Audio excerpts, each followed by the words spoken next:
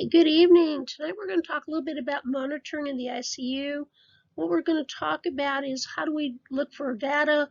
How important is that data when we're talking about it? Where can we get that information? Your blood pressure cuffs are one of those things. It's very non-invasive. We're going to talk about that with hemodynamics. The ART line's more appropriate in some cases because it really gives us real-time data of what's going on with our patient's blood pressure and things along that line.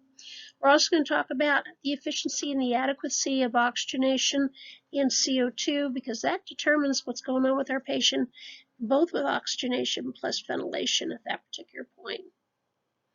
So one of the things we look for is real-time data. Having something that's even 5 minutes old sometimes is way too much.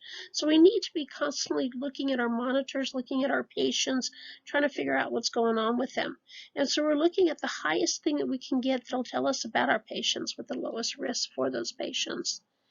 We also need to remember all our devices have limitations. We're going to talk a little bit about your pulse oximetry.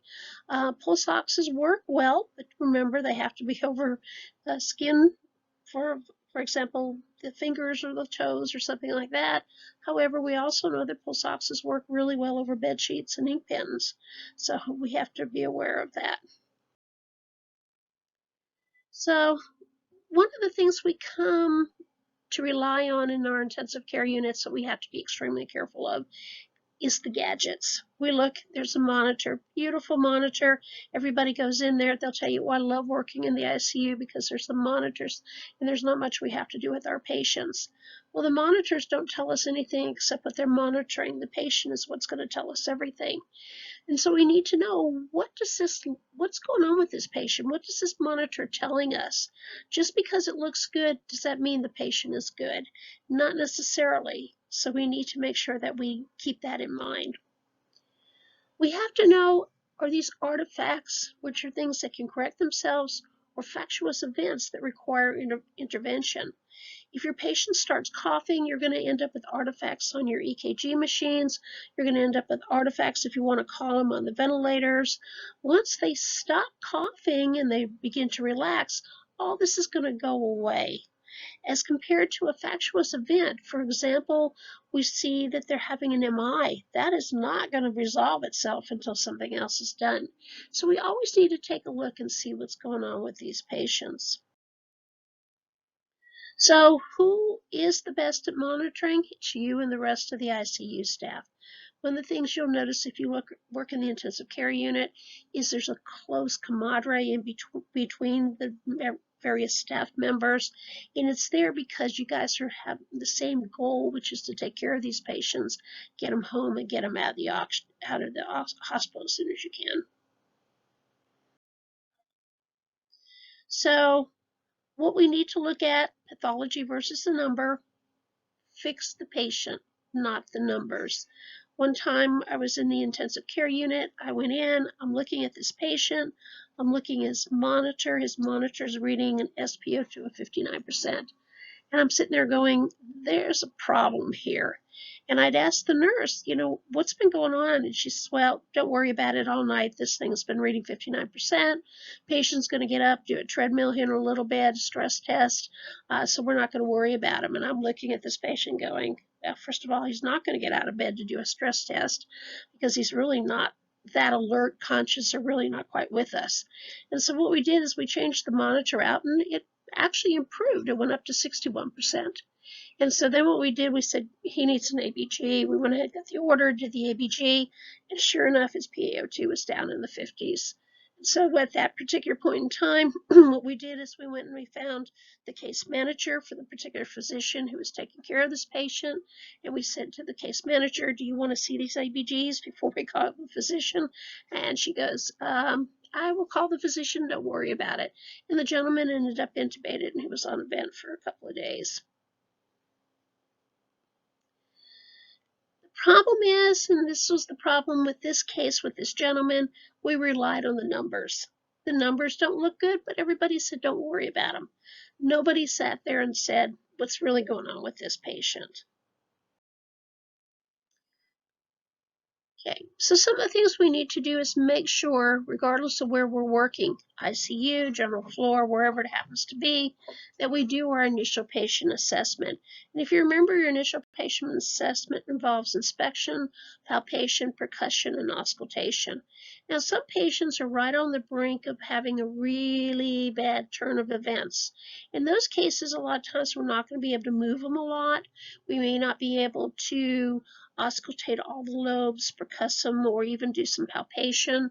But we need to do as much as we can to make sure that we have adequate information on this patient. We always want to see where's this tube supposed to be and is there air in the cuff?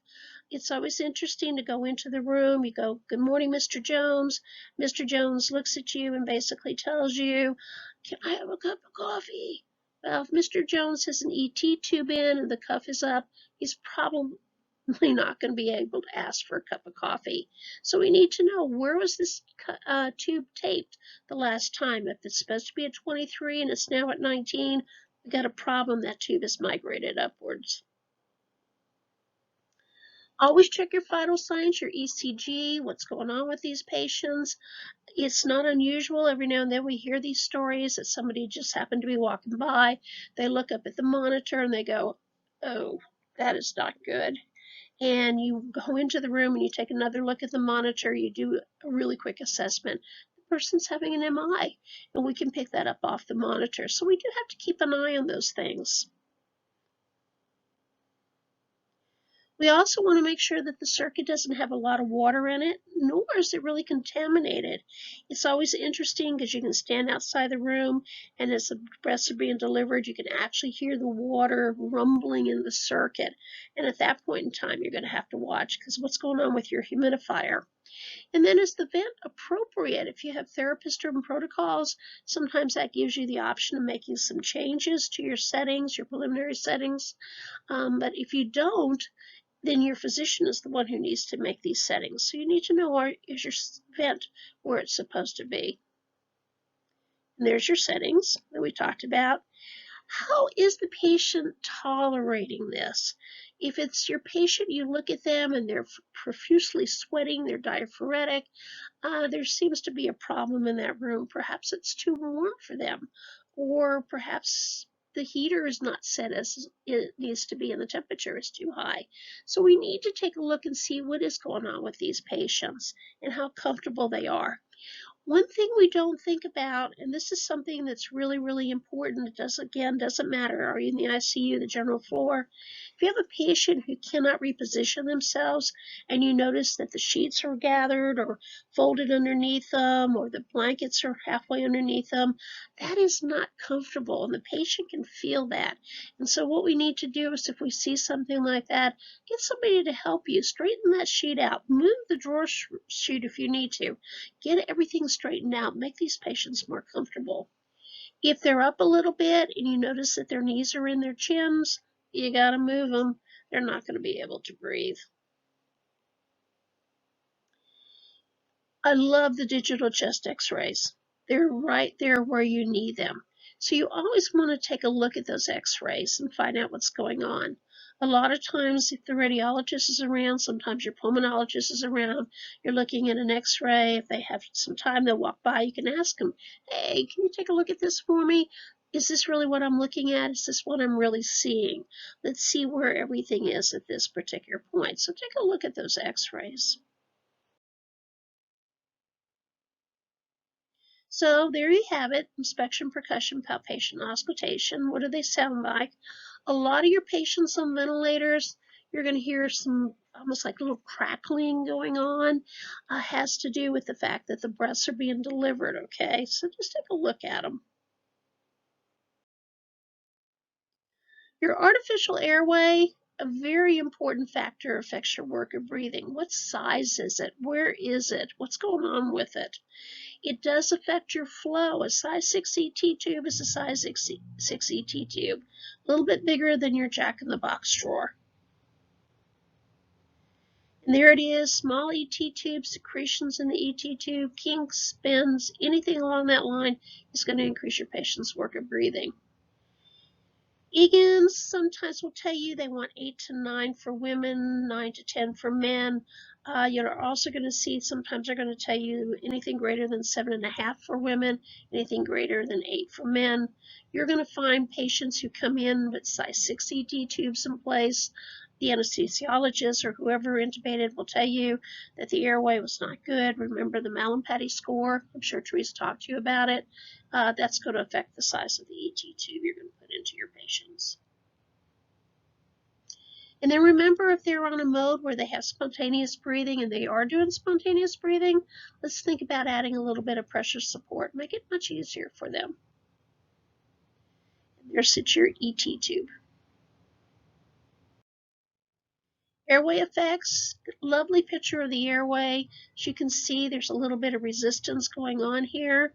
The narrowing of it at this particular point. We see laryngeal edema, tracheal mucosal trauma. We have gotten better because of the cuffs. Remember, we're not using those high pressure or high volume, low pressure. We're using what? Low pressure, low volume, really good cuffs at this particular point. It doesn't cause quite as much damage. However, we need to watch that because what can happen, especially if that tube has been in there for a long time, is we can start to see some tracheomalacia, tracheostenosis. How do we know that's happening? Look at how much air it's taking to inflate those cuffs, okay? If it's getting more and more, you got some damage going on. So you want to take a look at that to see what's going on with these patients.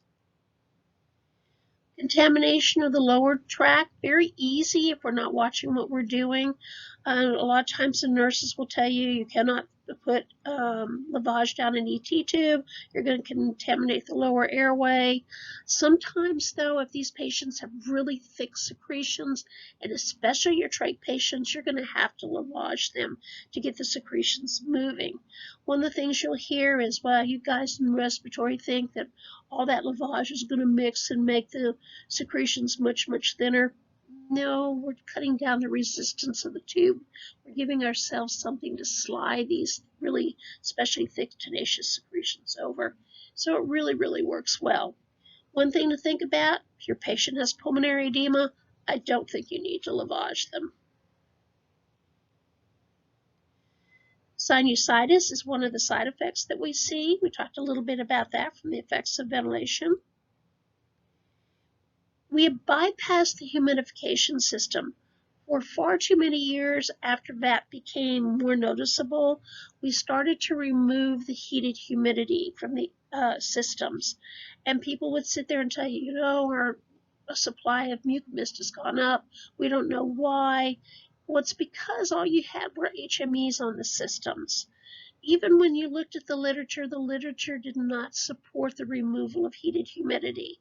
And in the last couple of years, we've gotten better. We're starting to have all these meetings. We have these webinars that tell you you need to make sure that you have heated humidity for your patients.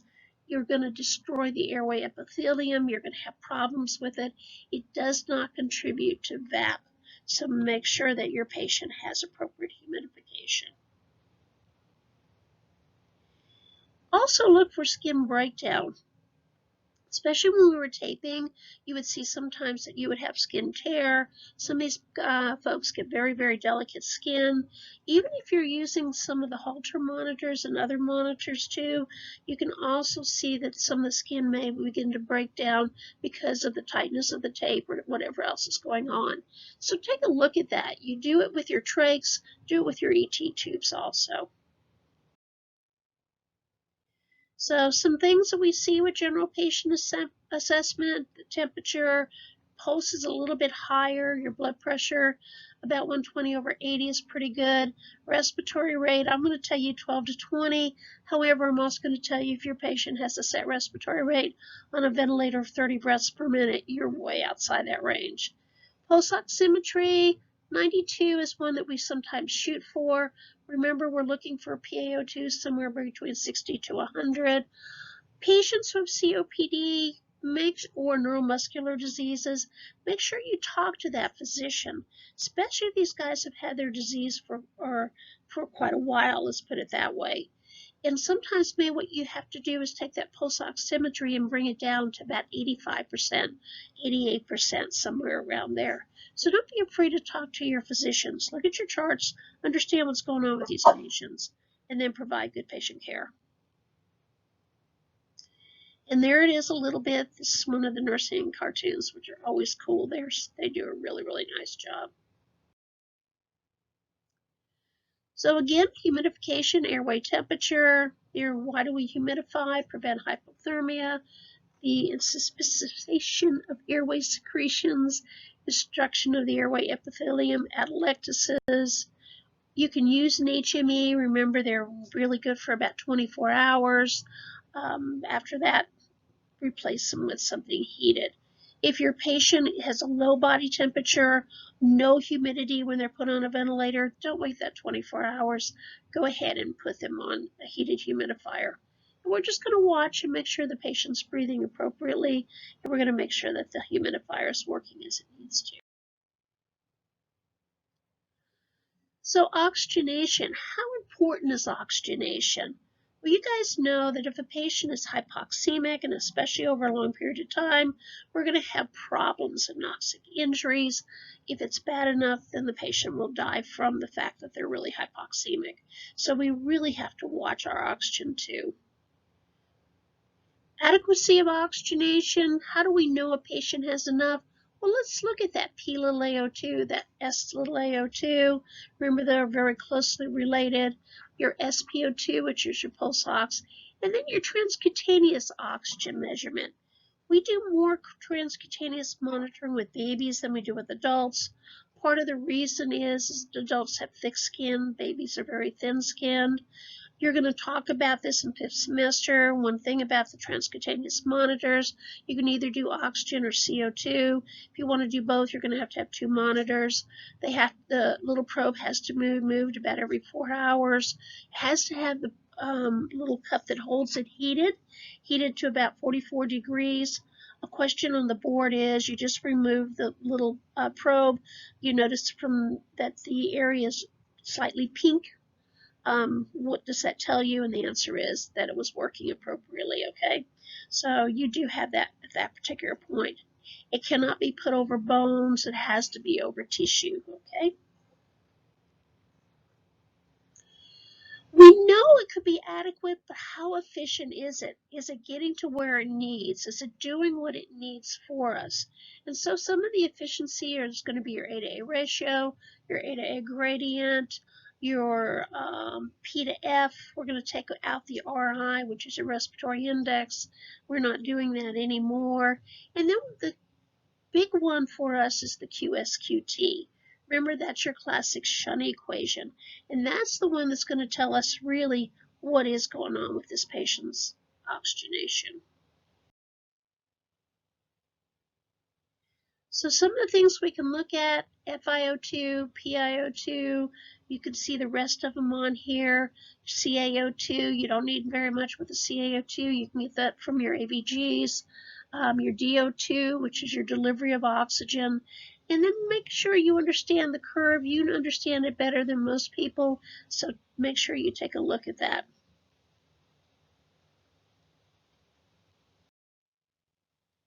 So pulse oximetry, you guys know now it's the 5th vital sign. Doesn't detect arterial hypoxemia. Cyanosis, for the most part, shows up at a deoxyhemoglobin level of 5 grams per deciliter. You had that first semester with David, or an SaO2 of 67%. So when you do that ABG, take a look at that SaO2. Remember, too, pulse oxes and ABG monitoring has plus and minuses.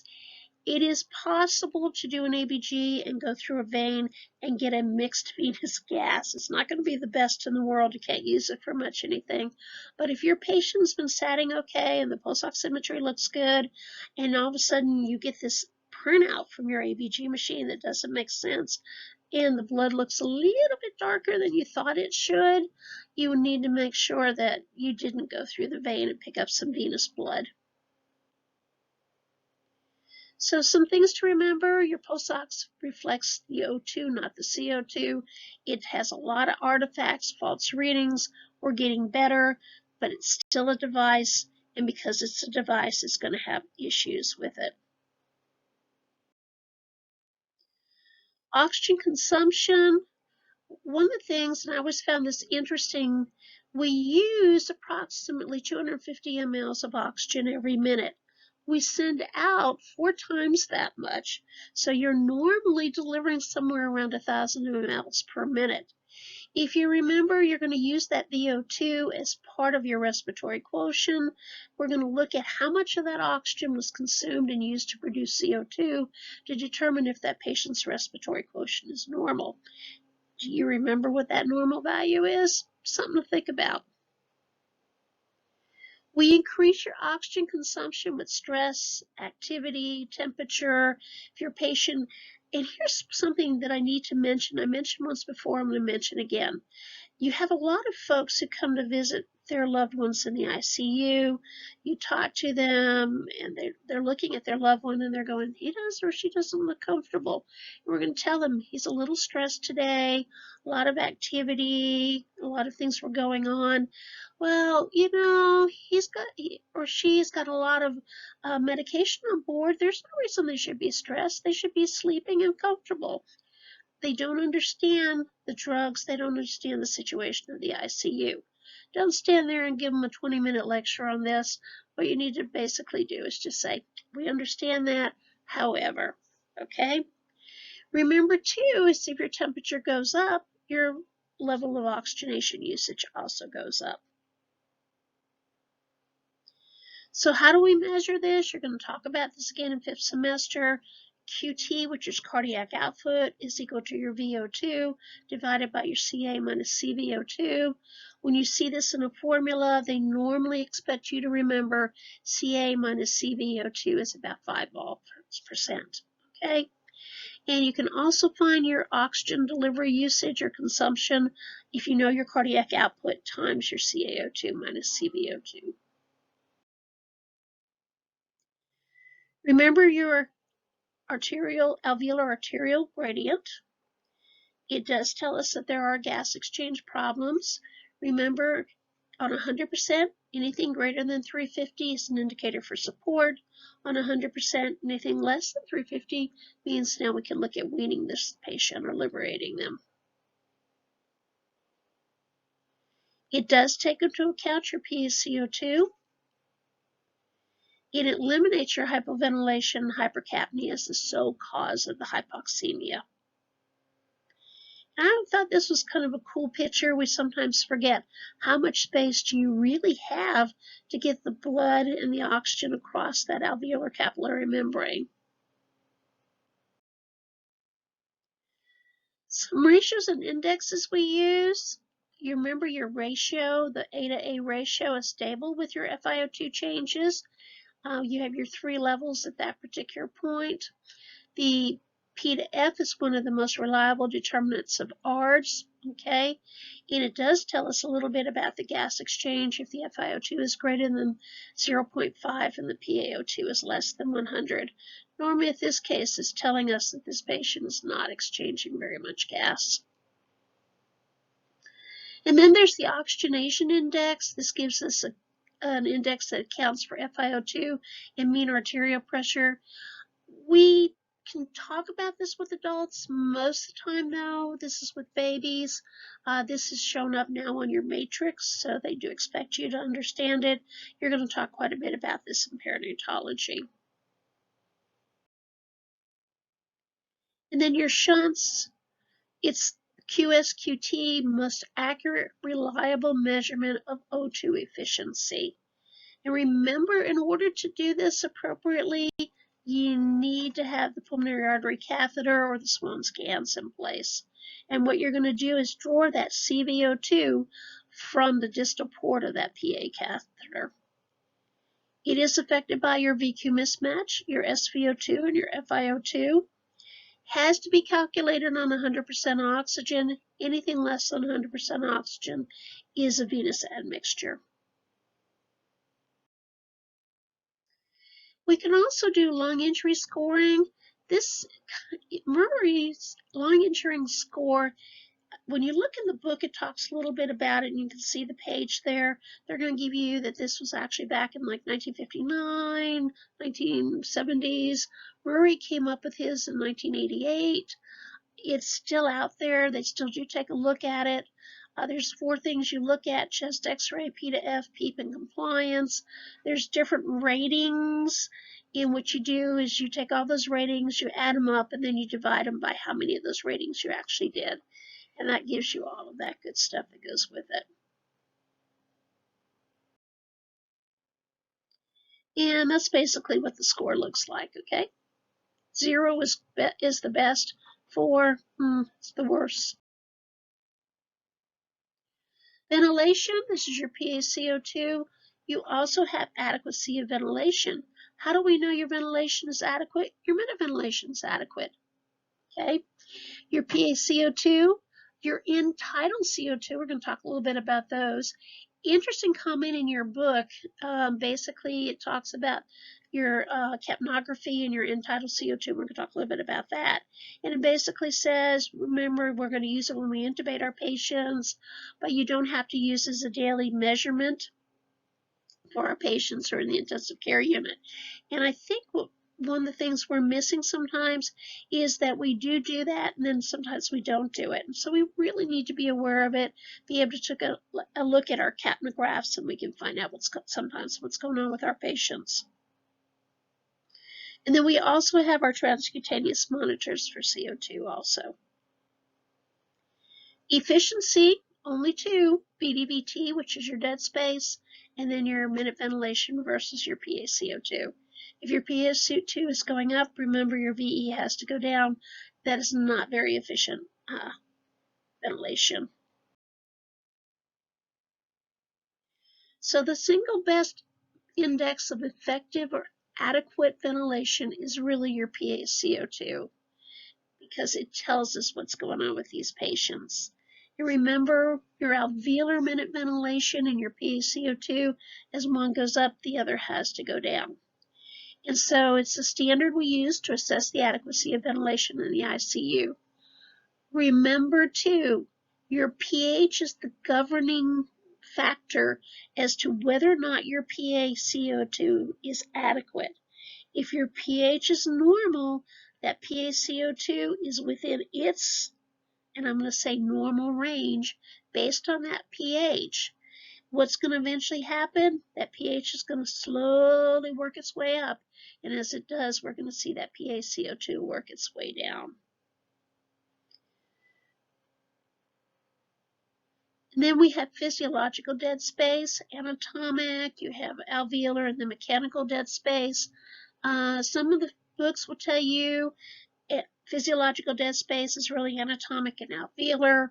However, if you have a patient, even with a CPAP or BiPAP machine, there is mechanical dead space in that circuit, and that's where we added to that part of it. Normal dead space, about 1/3 of your minute ventilation.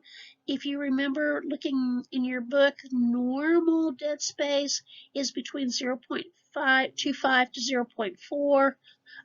Which is about 1/3 if you have the 2 of them together and divide by 2.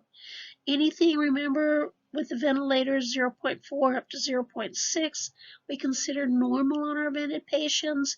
Anything greater than 0.6 is really going to cause us problems. So the efficiency of ventilation, this is your patient's physiological dead space. We can measure the exhale tidal volumes. There's your normal dead space. There's your new ones for your positive pressure ventilation at that particular point. So the gold standard for the efficiency of ventilation is your dead space. And so we need to make sure that we understand that. Capnography, like I said, we use it when we intubate our patients, and we do sometimes use it quite a bit in the ICU. Other times we're not using it quite as much. But it's a measurement of your CO2 at your airway opening. We're measuring this as you're beginning to exhale. The normal range, and you'll see this sometimes with your boards, you'll also see these people talk about it all the time. Normal range somewhere 35 to 43 millimeters of mercury. You're going to see people who are going to tell you it's the same as your PaCO2. It's just a matter of whose textbook you're using. Or it's 1 to 5 millimeters of mercury or 4 to 6% less than your PaCO2.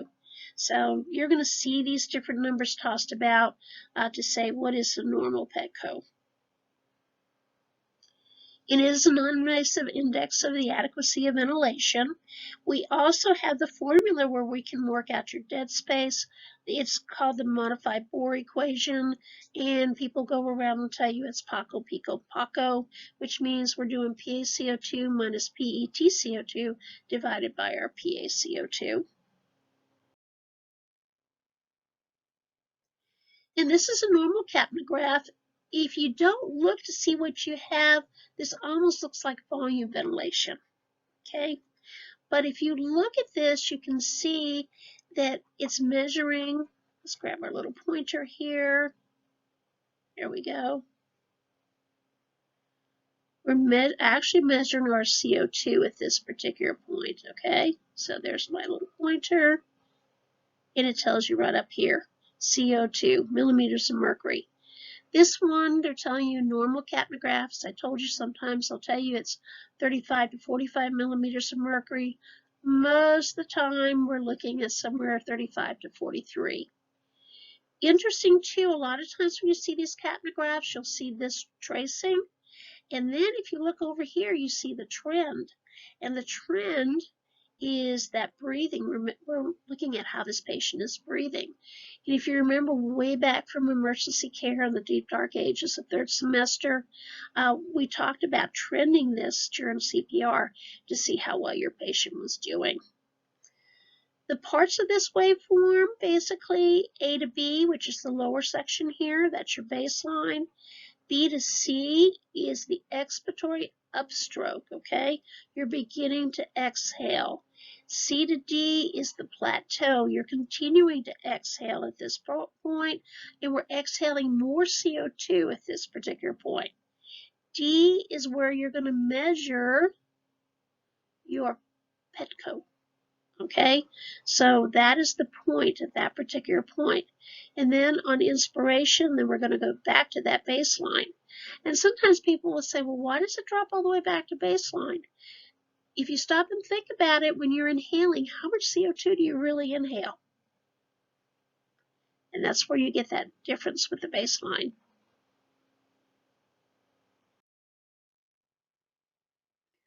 So we can look at the frequency and rhythm. You know, what is this patient doing and how's the ventilating them? Positive pressure ventilation, PEs, cardiac arrest, all of those will increase your CO2 to your Petco at this particular point.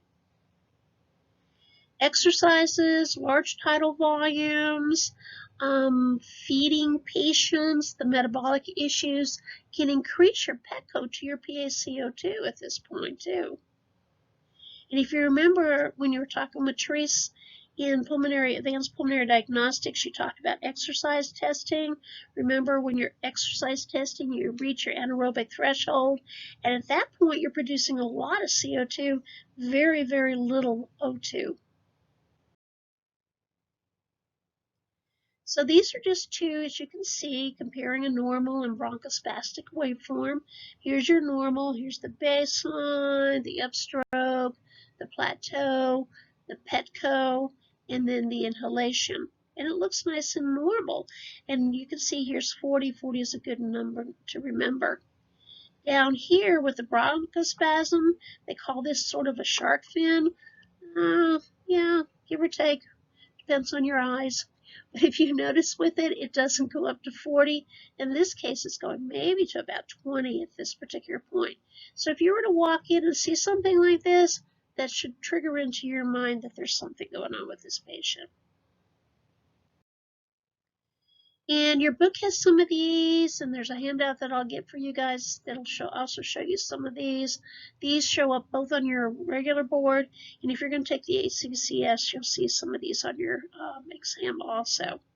But here's your normal tracing, Over here, increased slope of phase 3 for some reason, spontaneous ventilation with lots of dead space, removing that dead space at this particular point, cardiogenic oscillations, and then after unilateral transplant for emphysema, really kind of interesting to watch that one too. So these rate tracings actually have their own particular meanings that go with them. So then the question comes up, how do we know things are going well? What are we going to look at? And what we're going to look at are some things that we've talked about. We want to see what's the relationship between increased work of breathing and respiratory failure. Remember, a lot of these folks who are in respiratory failure have that increased work of breathing. They're using more oxygen, producing more CO2, and things are not working very well with them. We can measure the mechanical demands or loads on the respiratory system and the capacity of that system to handle that load. We're going to talk a little bit about that when we start talking about weaning, trying to liberate these patients, because these patients have to be able to breathe on their own if we want to take them off a ventilator. And so things we can look at are total impedance, compliance and resistance, the total mechanical work, and the pressure time product. So total impedance, also, once we see the formula here in a minute, how do you get this? A passive inflation, PIP minus PEEP measures the force needed to overcome total impedance, okay? And as you can see, the definition of total impedance is the sum of all forces opposing the gas moving into the lungs. The formula for this is corrected tidal volume divided by PIP minus PEEP. Another name for this, dynamic compliance. Norm, 40 to 60 mLs per centimeter of water pressure. It includes your elastic, frictional, tissue viciousness, resistance, all of those different things that we're looking at. With our patients on the ventilators, we like to keep it less than 50 to 60 centimeters of water pressure if we can. So we really have to keep an eye on that to make sure that we know what's going on with it. Effective compliance. We're doing an inflation hold. We're going to take away these elastic frictional forces. And so what we're looking at is how much force is it taken to maintain that delivered tidal volume without gas flow. It is the definition of your plateau pressure. And guess what? The formula is corrected tidal volume divided by plat minus P. It does closely estimate the total lung and chest wall compliance. Normal, depending on the books you're reading, anywhere from 70 to 100 mLs per centimeter water pressure. You're going to see 60 to 100 mLs per centimeter water pressure. Depends on who's writing the book. And if you remember, anything less than 15 is going to cause us problems. Airway resistance is airway resistance. And we can measure this with our inspiratory pause or our breath hold. Because remember, airway resistance is the difference between PIP and plateau. Normal, anywhere around 0.5 to 2.5 centimeters water pressure per liter per second. With the patients on the ventilators, we will see an increase. And if you look at this with a size 8 ET tube, it's going to increase to about 4 to 6 centimeters of water per liter per second than what you would normally see. In anything greater than 15 centimeters of water per liter per second means you have abnormal airway narrowing. It could be secretions blocking the tube. It could be a bronchospasm. It could be a partial obstruction of that ET tube or the trach tube. Remember, with the ET tubes, you have the Murphy's eye that allows you to have collateral circulation in case that tube does get blocked.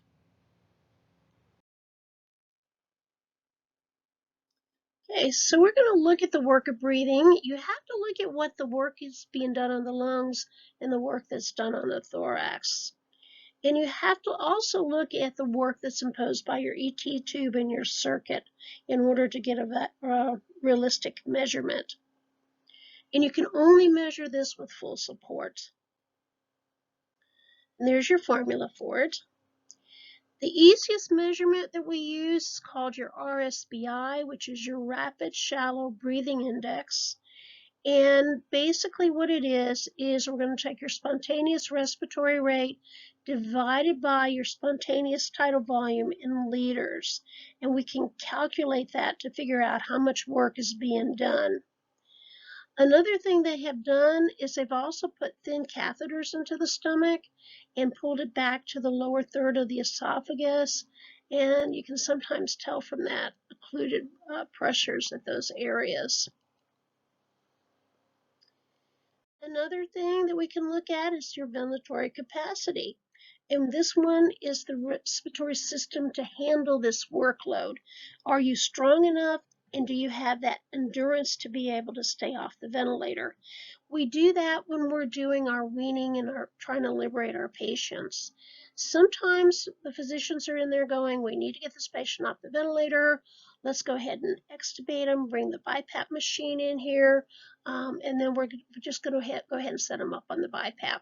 So you'll see that happening in the ICUs on occasions. We can also measure the respiratory drive, the PO.1, which is the first 100 milliseconds after you start to take a breath against the occluded airway. And then we can also look at your tidal volume over your TI to see what's going on at this particular point. Of the two, the P0.1 is your best measurement. We can also look at respiratory muscle strength. Remember that one of the indicators of hypercapnic respiratory failure was respiratory muscle failure or fatigue. And we used our vital capacity and our NIF and our MIP to find out, is this patient in danger of failing? Now what we can do is go ahead and use it to see, is this patient going to get better? Remember, a vital capacity less than 10 mLs per kilo, indicator for support. If we want to start looking at trying to wean them, it has to be greater than 10 mLs per kilo. The NIP and MIP, remember, anything greater than -20 is an indicator for support. Anything less means that we're ready to start weaning. Do not be surprised when you go to clinicals if you see the hospital that you're working at will sometimes use -25, -30. That's all has to do with their protocols, has to do with what they're doing. When you're looking at your boards for your testing, it's going to be the -20. And there's endurance again. Can you breathe? Look at it that way. And fatigue is you're getting tired and you're not going to handle it. This one, we're